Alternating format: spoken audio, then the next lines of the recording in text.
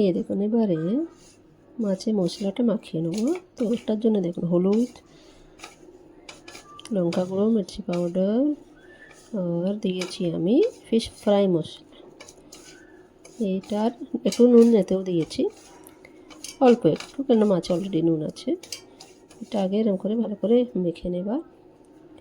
তারপরে যতগুলো মাছ ভাজা হবে, যতগুলো ফিশ ফ্রাইয়ের দরকার, ওগুলোতে এরকম করে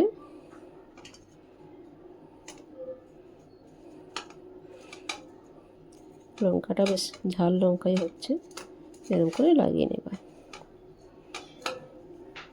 ঠিক আছে, ভালো করে এরকম সব দিকে। তারপরে এই যে এটা হচ্ছে সুজি আর চালের গুঁড়ো, এটা একটা মিক্সচার রাখবো, ওতে একটুখানি অল্প নুন দেওয়া আছে। তারপরে তাতে এরকম করে লাগিয়ে নেবার।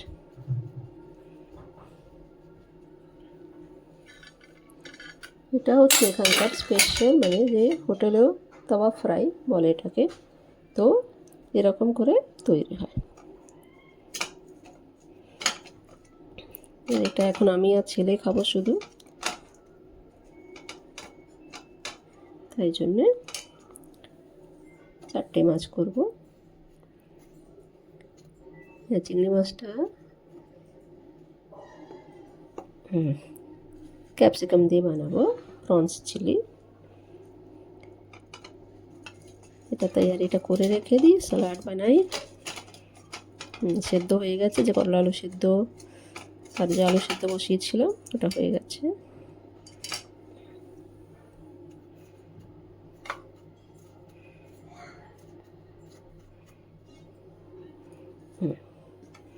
আর ওটা নিয়ে নিই, কেন এই ফিশ ফ্রাই তো মানে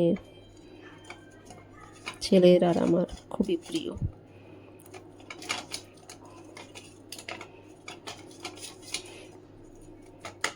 এগুলোকে বলা হয় তাওয়া ফ্রাই। যেমন আমরা মাছ ভাজি গরম করে ভাজলে চলে না, এগুলোতে যে প্রপার এই যে মশলা লাগানো থাকে, একদম খুবই মানে দারুণ টেস্ট লাগে। আচ্ছা এখানে থাক। আচ্ছা একটা ছোটো মতো নিয়েই নিই, আমি জানি ছেলে আমার চাইবেই চাইবে। আচ্ছা যা মশলা আছে ওটা লাগিয়ে নিচ্ছি।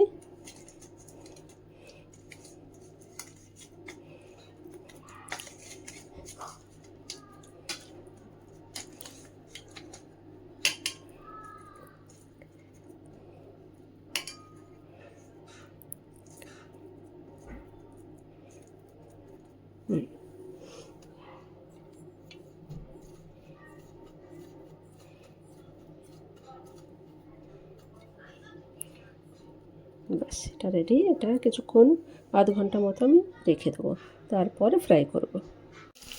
এই দেখুন এরকম ভাব তাওয়াটাই, মানে এরকম প্যানেতে দিয়ে এরকম করে ভেজে নেব। এই দেখুন হয়ে গেছে। অ্যাকচুয়ালি আমি ওটা মাছটা ভাজা হয়ে যাচ্ছিলো, আমি করতে ভুলে গেছি। ঠিক আছে, এই যে দেখুন মাছ ভাজা, ডাল ভাত নিয়ে নিয়েছি, স্যালাড আছে, করলা আলু সেদ্ধ হয়ে গেছে, খাওয়া ডাল আছে। এরকমভাবে এরকম খেতে আমাকে একদম খুবই ভালো লাগে। সো ওমেন্স ডে স্পেশাল আজকে সবই আমার beautiful ladies day, lovely ladies. Wish you all a very happy women's day.